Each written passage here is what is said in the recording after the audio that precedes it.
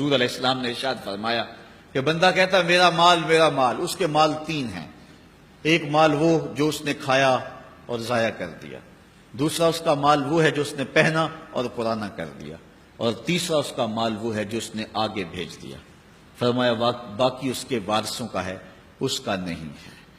اس لیے ہم راہ خدا میں خرچ کرنے کا مزاج بنائیں، اس سے مال گھٹتا نہیں ہے، اس سے مال بڑھتا ہے۔ بلکہ جب راہ خدا کے اندر ہم خرچ کرتے ہیں تو ہمارا جو دوسرا مال ہے وہ بھی پاک ہو جاتا ہے۔ اللہ کے محبوب کا ایک فرمان سنیے جس کو حضرت حسن بصری رضی اللہ تعالیٰ عنہ بیان کرتے ہیں، حسنوا اموالکم بالزکاۃ وداووا مرضاکم بالصدقہ واستقبلوا امواج البلاء بالدعاء والتضرع۔ فرمایا کہ اپنے مال کو، اپنے اموال کو زکوٰۃ سے پاک کرو اور اپنے مریضوں کا علاج صدقے سے کرو، اور جب مصیبتیں اور بلائیں تمہارا رخ کریں تو پھر دعا سے اور اللہ کے حضور زاری سے اللہ کی مدد چاہو۔ آج ہم صدقے کا مزاج بہت کم کر چکے ہیں۔ اسی زمانے میں ایسا ہوتا تھا کہ جب کوئی بیمار ہوتا تھا تو سب سے پہلا کام لوگ یہ کرتے تھے کہ صدقہ دیا کرتے تھے، ڈاکٹر کے پاس پھر جایا کرتے تھے، حکیم کے پاس پھر جایا کرتے تھے، سب سے پہلے اس کی جان کا صدقہ دیا کرتے تھے۔ صدقہ قضا کو بدل دیتا ہے، تقدیر کو بدل دیتا ہے۔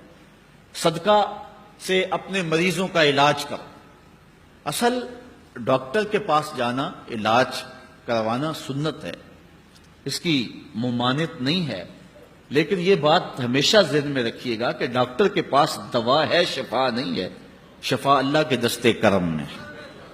اس لیے جب بھی بیمار ہو جاؤ تو پہلے صدقہ کرو اور پھر ڈاکٹر کے پاس جاؤ، اللہ اس صدقے کی برکت سے ڈاکٹر کی دوا میں شفا رکھ دے گا، کیونکہ شفا تو اس کے حکم میں ہے نا، چیزوں میں تو شفا نہیں ہے، وہ تو اس نے حکم جہاں دے دیا وہاں شفا ہے۔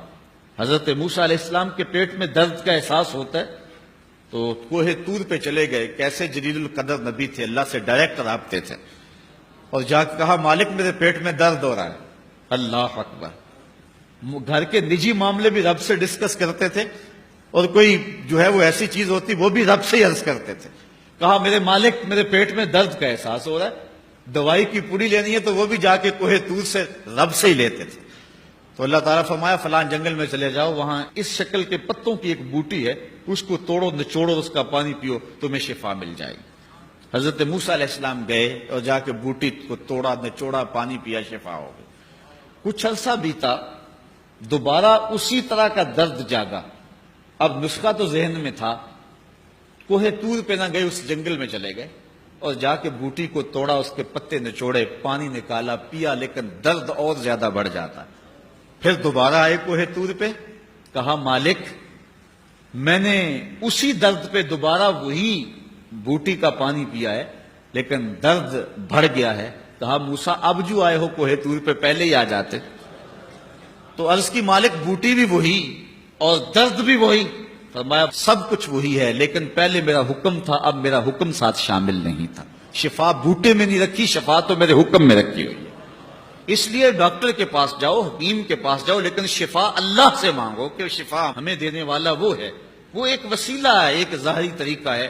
حضور علیہ الصلوۃ والسلام اللہ اکبر کیا خوبصورت ارشاد فرما رہے ہیں، حسنوا اموالکم بالزکاۃ، اپنے اموال کو زکوٰۃ سے پاک کرو، وداووا مرضاکم بالصدقہ، اور اپنے مریضوں کا علاج صدقے سے کرو، واستقبلوا امواج البلاء بالدعاء والتضرع، جب مصیبتوں اور اذیتوں کے طوفان تمہاری طرف منہ کھولے ہوئے آئیں تو اس وقت اللہ سے آہوزاری کرو، اللہ کی حضور دعا کرو، التجا کرو اور اللہ سے مدد مانگو۔ وہ بلاؤں کے رخ کو موڑ دے گا، وہ مصیبتوں کے رخ کو پلٹ دے گا تمہاری جانب۔